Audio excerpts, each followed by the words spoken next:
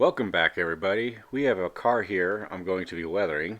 I'm going to go through the steps and processes I did to weather up this car. I was lucky enough to be able to get this car from Marcel up in BC, Canada. He was gracious enough to send it down to me, so what else can I do but test my skills at some weathering techniques? Now, I have not weathered many cars, but I do like the concept and I do want to get better at it. This is probably only the second car I've ever weathered, but I enjoy weathering it because it makes things look used and more realistic. Now here is a sneak peek at what it looks like after it's been all weathered up.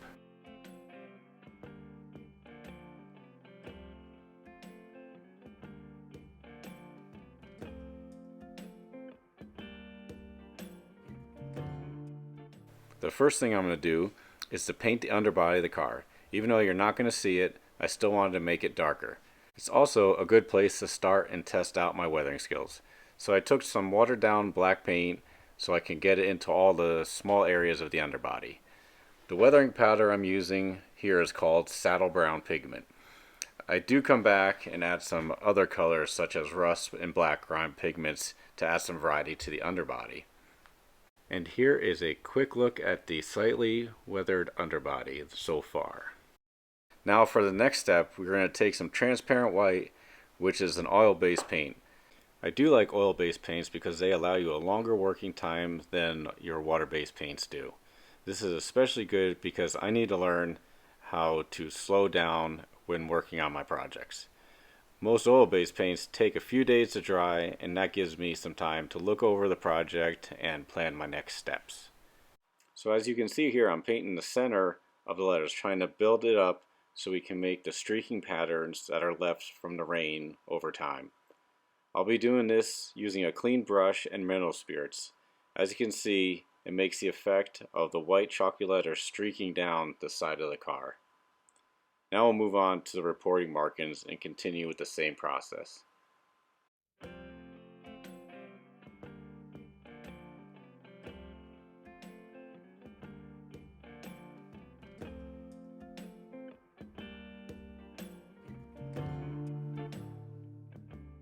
So one of the nice things about oil paints is if you mess up, you have time to go back and fix your mistakes. Like I did here. I placed way too much paint, so all I had to do is go back and wipe it off with a towel and start all over again.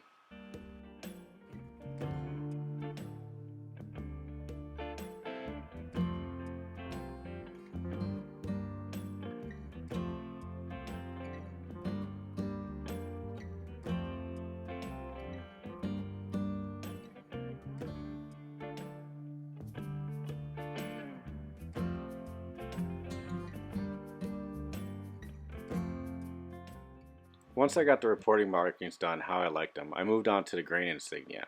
Now I didn't have yellow, but I did have raw sienna, and I thought that matched up pretty well. Using the same technique I did for the CN logo, I used mineral spirits and a clean brush and just pulled down the color.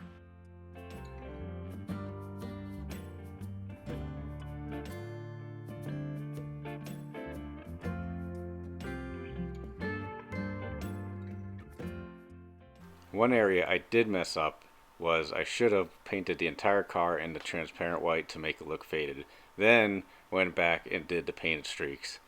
But I was way too eager to get started, and I had to go back and try to work around those areas I'd painted already.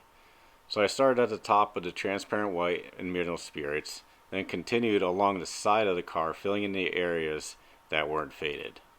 This was definitely a lesson learned and not the way to do it. Just an FYI to everybody out there.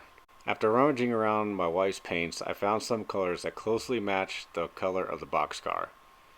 These are water-based paints, and what I did was mix them together to try to match the color as closely as I could.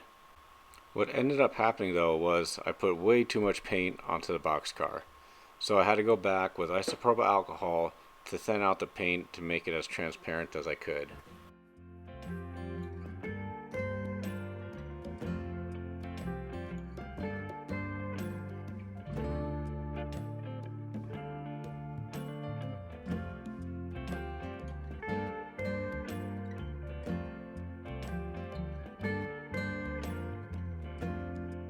The roof didn't turn out too bad.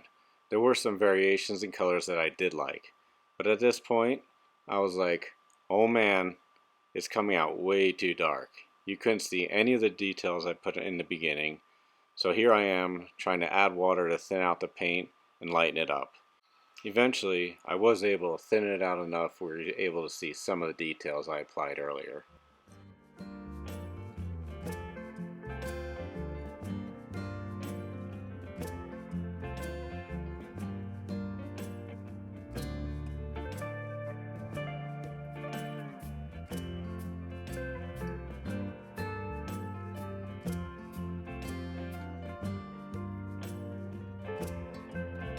Here you'll be able to see how the water wicks away from the paint on the car.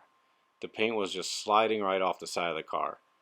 What I did prior to this was put a matte finish on the side of the car in between each paint coat.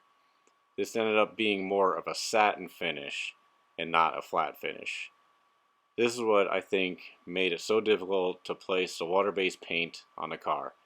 So what I did was add some isopropyl alcohol onto the paint and smooth it out nicely by breaking the water tension.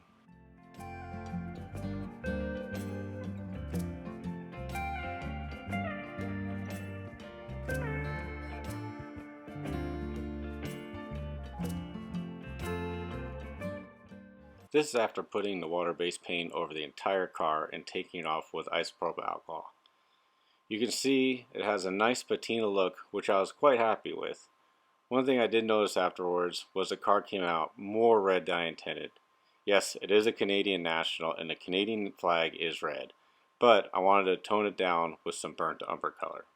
I ended up mixing some oil-based paint and mineral spirits and went over the entire car with the wash, muting the red color and adding a subtle brown to the car.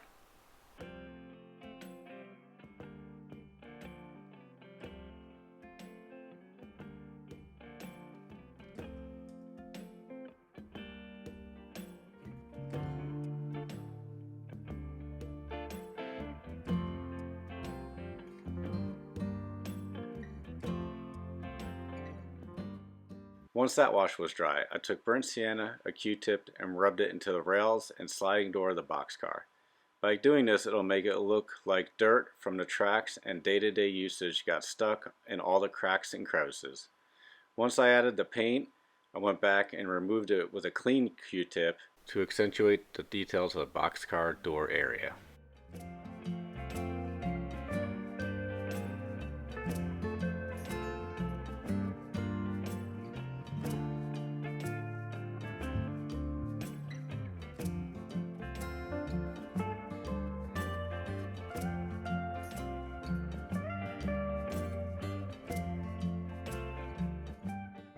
It's kind of hard to see, but I did dry brush some aluminum color onto the springs and bearings of the trucks.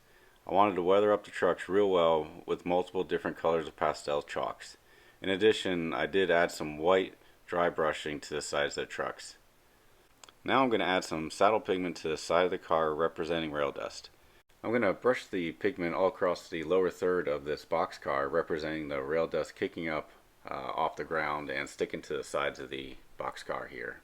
This is that one element that I think really makes it pop. As I was adding the rail dust onto the side of the car, I realized I was putting way too much on. So all I had to do was rub my finger across the side to reduce the amount of pigment, making the overall look closer to what I was looking for. This car does show its age with the weathering. Now I don't model the era that this car is from. It's a 1947 boxcar and I model modern day. So what I'm planning on doing is having this be a part of a MOW train. Most MOW trains are not best taken care of cars, so I think this will fit in very well. Here's a picture of before and after. I hope you enjoyed this video, and remember, it makes sense if you don't think about it.